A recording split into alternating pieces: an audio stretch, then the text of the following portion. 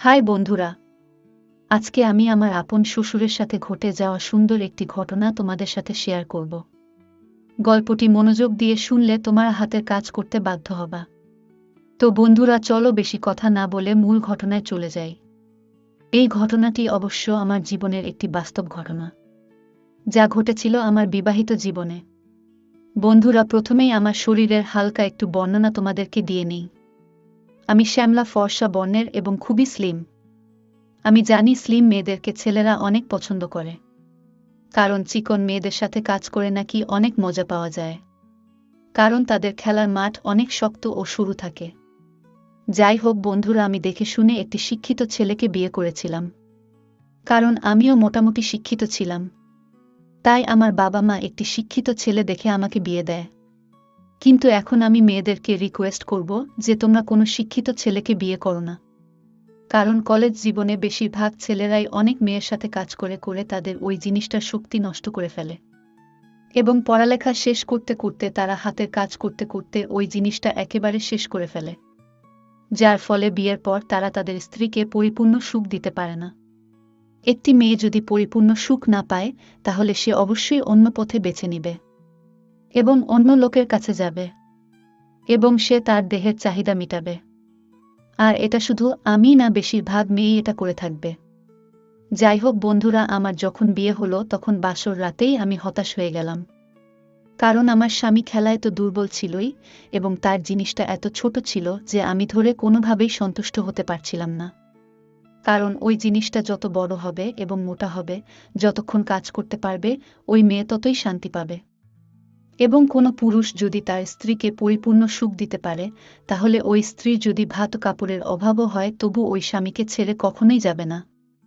আর যদি কোনো স্বামী তার স্ত্রীকে পরিপূর্ণ সুখ না দিতে পারে, তাহলে ওই স্ত্রীকে রাজরানীর মতো করে রাখলেও ওই মেয়ে অন্য পুরুষের কাছে যাবেই। কারণ একটি মেয়ের আসল চাহিদা হচ্ছে তার শারীরিক চাহিদা। সুতরাং আমার স্বামী যখন আমার চাহিদা পূরণ করতে পারছিল না, তখন আমার মনের মধ্যে অস্থিরতা শুরু হয়ে গিয়েছিল। কিন্তু প্রথম প্রথম লজ্জায় আমার স্বামীকে আমি কিছুই বলতে পারছিলাম না। পরে যখন দেখলাম যে আমার স্বামীর আসলেই সমস্যা, তখন বাধ্য হয়েই আমি অন্য পথ বেছে নিলাম। অবশ্য এর আগে আমি অনেক চেষ্টা করেছি এবং গোপনে গোপনে অনেক চিকিৎসাও করিয়েছি, যেন আমার স্বামীর সবকিছু ঠিক হয়ে যায়। কিন্তু তাতেও কোনো কাজ হয়নি। বাসর রাতে যেমন আমার সাথে কাজ করতে করতে তার 2 মিনিটের ভিতরে পানি বের হয়ে গিয়েছিল, এখনো এরকমই হয়। যৌন দোকান খুলতে খুলতেই বেচাকেনা শেষ। তোমরাই বলো, এভাবে কি একটি মেয়ে সারাটি জীবন কাটাতে পারে? তা কখনোই না। কিন্তু আমি তো আমার স্বামীকে ছেড়েও দিতে পারছি না, কারণ আমরা ওরকম বংশের মেয়ে না যে এক স্বামীকে ছেড়ে দিয়ে আরেক স্বামীকে ধরব। তাই আমি চিন্তা করলাম যে আমার স্বামী কেউ তো ছাড়তে পারবো না, তাহলে এখন কি করা যায়? এভাবেই দুশ্চিন্তায় আমার দিন কাটতে লাগলো। হঠাৎ একদিন আমার কপালও খুলে গেল, এরই মাঝে আমার শ্বশুর তো আমার প্রতি ফিদা হয়ে গেল, এবং আমিও আমার শ্বশুরের জিনিসটা গোপনে দেখে ফেলি, এবং আমিও শ্বশুরের জিনিসটা দেখার পর থেকে শ্বশুরের উপর ফিদা হয়ে গেলাম। ঘটনাটা আসলে কি হয়েছিল তোমাদেরকে তাহলে খুলেই বলি। বন্ধুরা, একদিন আমার শ্বশুর ওয়াশরুমে গোসল করতেছিল। ভেতরে সে পুরোপুরি খোলাখুলি অবস্থায় ছিল। দরজাটা লাগানোর কথা হয়তো ভুলেই গিয়েছিল, আর আমিও বুঝতে পারি নাই যে ওয়াশরুমের দরজাটা লাগানো নেই।